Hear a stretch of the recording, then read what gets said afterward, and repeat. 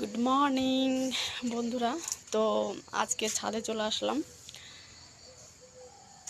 আজকে সকালটা না খুব একটা অন্যরকম লাগছে, মনটা ঠিক একটা ভালো লাগছে না, কেমন যেন করছে। তো তোমাদেরকে একটা জিনিস আমি দেখাতে এসেছি। এখন চলে গেছে, অনেকগুলো হনুমান এসেছিলো, মানে সকালবেলা মনে হচ্ছিল যে ঝড় উঠিয়ে দিয়েছে। এই গাছ থেকে ওই চালে, মানে এই ছাদ থেকে ওই ছাদে গাছ বেয়ে বেয়ে চলে যাচ্ছে। সত্যি মানে না দেখলে বোঝা যায় না হনুমানগুলো, মানে এই গাছ থেকে ওই গাছে, মানে কি, মানে ঝড় উঠলে যেমন হয় ঠিক তেমন সকালবেলা অনেকগুলো হনুমান এসেছিলো।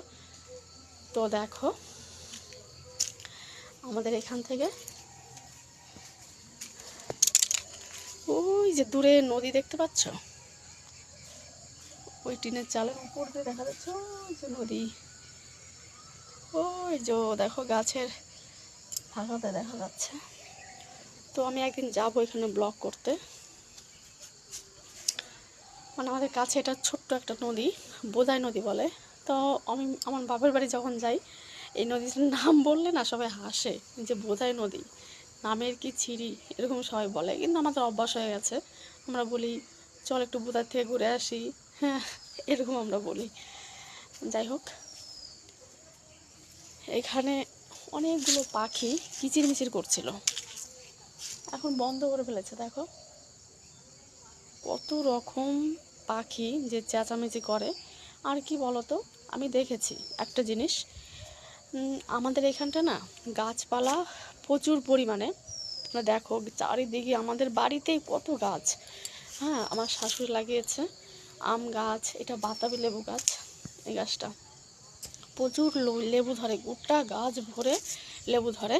আর আমাদের কম করে আম গাছে আছে 19টা 20টা, আবার কাঁঠাল গাছ আছে অনেক। ঠিক আছে, আমাদের দুটো বাগান আছে, ইউক্যালিপটাস বাগান। যাই হোক, আমি যখন বাপের বাড়িতে যাই, আমি দেখি ওইখানেও প্রচুর, মানে গাছ অনেক কম। কিন্তু আমাদের এখানটা না এত পরিমাণে গাছ আর পাখি, সকাল হলেই কিচিরমিচির কত রকম শব্দ করে ডাকে, সত্যি খুব ভালো লাগে। কিন্তু এই শব্দটা আমি অন্য কোথাও গেলে পাই না। সেখানে গাছ কম আছে, পাখির সংখ্যাটাও কম আছে। তো আমাদের এখানটায় মানে কি নেই, মানে সব ধরনের পাখি এখানে দেখা যায়। আর একটা পাখি তোমরা চেনো নাকি জানি না, ঘুঘু পাখি বলে, যাকে আমরা বলি ঘুঘু পাখি।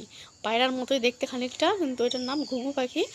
তো ওই পাখিটা যখন ডাকে মনে হয় যে ডাকছে। কিন্তু আমার ঠাকুমারা, আমার শাশুড়িও বলে যে পাখিদের নাকি বলে যে গোপাল ঠাকুর ওঠো, গোপাল